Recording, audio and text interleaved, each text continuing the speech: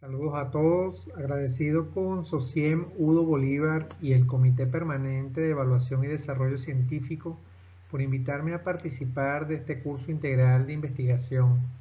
Espero que esta conferencia les sea de utilidad para su formación.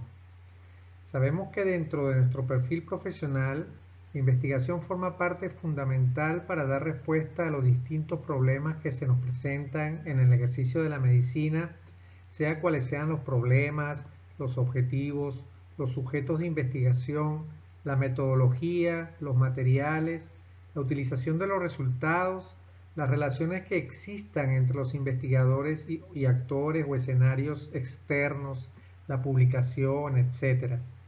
Existen normas objetivas, pero también principios morales que orientan el comportamiento de todos los actores de una investigación.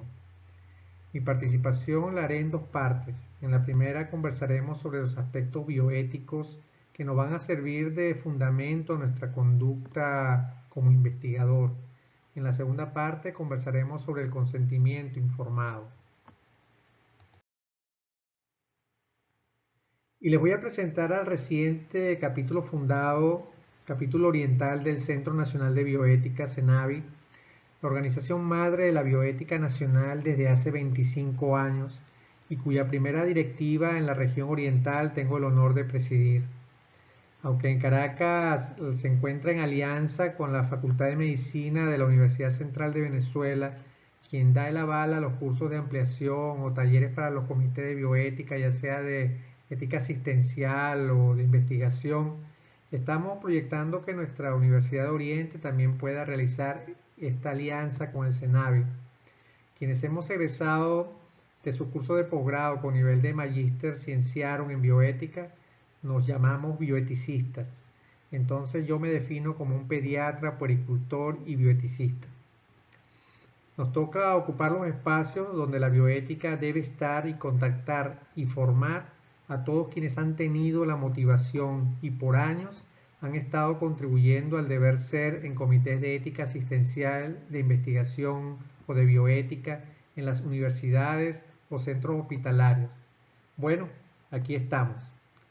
Así que están invitados a formar parte del CENABI, a difundir la bioética global, a hacerla parte de nuestro lenguaje del día a día, pues sin duda es el lenguaje universal, el lenguaje de la ética de la vida. Y entrando en materia, empezaremos recordando lo que es la ética médica y la deontología. La ética médica, que no es solo para los médicos, define un conjunto de normas de comportamiento, que son las normas morales de los profesionales de salud en sus relaciones con los pacientes y con otros miembros del personal de la salud de la misma o diferente profesión. Ya cuando este conjunto de normas de comportamiento se refiere a una profesión en particular, como la medicina, hablamos de deontología, que va a reflejar una moral interna que se expresa también en deberes y obligaciones y que nos genera una responsabilidad como miembro de esa profesión. Y esto data aproximadamente de los 460 años antes de Cristo. El juramento hipocrático se considera el primer código deontológico. Allí, por ejemplo, se prohibía el aborto o la eutanasia. Y la moral interna estaba reflejada en el principio más antiguo, el de beneficencia, y también en el de no maleficencia.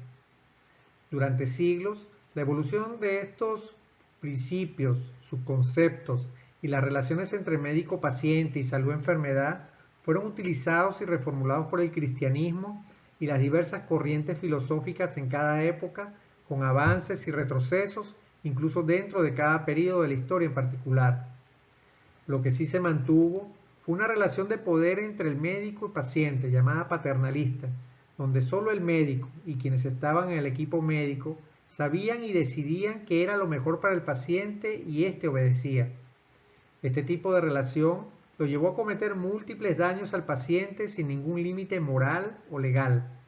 Lamentablemente, en la actualidad se sigue practicando este tipo de relación médico-paciente por algunos miembros de nuestro sistema de salud. Y luego aparece la autonomía, fundamentada en el principio de libertad en la Revolución Francesa, y nace posterior a las atrocidades que se realizaron en nombre de la investigación o la ciencia y que fueron cometidos durante la Segunda Gran Guerra del siglo XX. Fue referida en el Código de Nuremberg de 1947, la Declaración de los Derechos Humanos del 48, la Declaración de los Derechos del Niño del 59 o la Declaración de Helsinki del 64. Y la justicia, a pesar de ser un principio que estaba en la tradición de la ética clásica, aparece relativamente nuevo en la ética médica, no solo como una virtud, sino referida a la distribución en igualdad y equidad de los recursos en equilibrio reflexivo. Sin embargo, se siguieron descubriendo hechos con una actuación impropia, nuevos descubrimientos, técnicas y tratamientos y situaciones legales que se constituyeron en problemas morales de difícil manejo y para los cuales la ética médica y la deontología no tenían cómo dar respuesta. Y es para 1970 cuando Potter usa el término bioética en una publicación llamada Bioética, la ciencia de la supervivencia, y en su libro de 1971, Bioética, el puente hacia el futuro, su propuesta era crear una disciplina que integrara la biología, la ecología, la medicina y los valores humanos. Entonces se habló ya de una disciplina que sería interdisciplinaria y que aportaría una metodología para valorar desde el punto de vista de los principios los hechos que ocurrían en el mundo de la salud y la vida. Esto se va consolidando con el informe Belmont de 1978, donde se plantearon tres principios básicos: el principio de respeto por las personas, el principio de beneficencia y el principio de justicia. Beauchamp y Children, en su publicación Los principios de la ética biomédica de 1979, ya plantean una ética principialista, donde la autonomía, la beneficencia, la no maleficencia y la justicia se convertirían en las normas generales, necesarias y suficientes para dirimir la mayoría de los problemas éticos. Y sobre esto vamos a conversar un poco más adelante. Y en un mundo de posguerra a mediados del siglo XX, donde ya se había concientizado una doctrina internacional del derecho humano, referido pues en estos convenios que les hablaba anteriormente, la bioética fue un pilar para visualizar la necesidad de formular también los derechos del paciente, derechos que están fundados en los derechos fundamentales de las personas humanas, en la dignidad, libertad, en igualdad. Pero en el caso particular de los derechos de los pacientes, tenemos como hitos en su historia, en 1973, la Carta o Declaración de los Derechos de los Pacientes, en 1981, la Declaración de Lisboa, Portugal, sobre los derechos de los pacientes, en el año 86, la Carta Europea de los Derechos del Niño Hospitalizado, y en el año 89, la Convención de los Derechos del Niño. Los derechos de los pacientes están así irremediablemente asociados al tema de los derechos físicos de la personalidad, entre los que se incluyen temas como las intervenciones médicas, los trasplantes, la experimentación y la muerte. La práctica médica está indisolublemente ligada al derecho. Las intervenciones médicas, tratamientos y experimentos precisan del cumplimiento de deberes del profesional de la medicina relativos al consentimiento debidamente informado, que incluye la explicación al paciente de los correspondientes riesgos, beneficios y la debida observancia de la pericia y diligencia profesional. En Venezuela, la Ley del Ejercicio de la Medicina y el Código de Ontología Médica ofrecen lineamientos en tal sentido. Pero no solo los derechos corporales encuentran relevancia dentro del ámbito de la responsabilidad médica, siendo el ser humano también una persona con derechos personalísimos relativos a su integridad moral. Estos aspectos tampoco deberían ser vulnerados por el personal de salud. ¿Y qué nos dice la bioética? Que todos los días vamos a tener conflictos éticos en nuestra vida laboral o en nuestra actividad de investigación, y que también no tenemos una formación y un método para ordenar nuestras intuiciones morales y también para orientar los hechos clínicos con la valoración ética y el marco legal.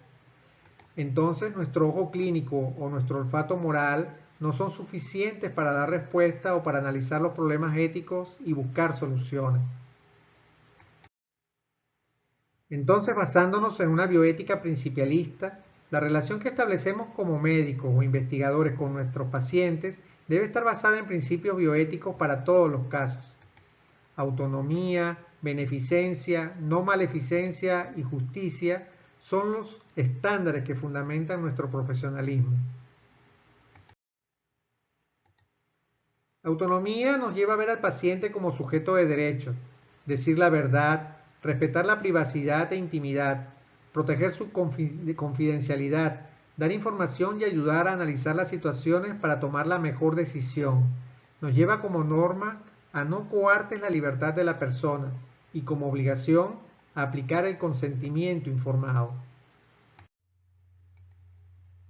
La beneficencia nos obliga a promover o hacer el bien en una relación de ayuda, a proteger o defender los derechos del paciente, a informar sobre los riesgos y beneficios en cualquier decisión basados en el principio de utilidad, a realizar el cuidado en el marco técnico, científico y humano, y necesita del consentimiento, o sea que está muy relacionado con el principio de autonomía.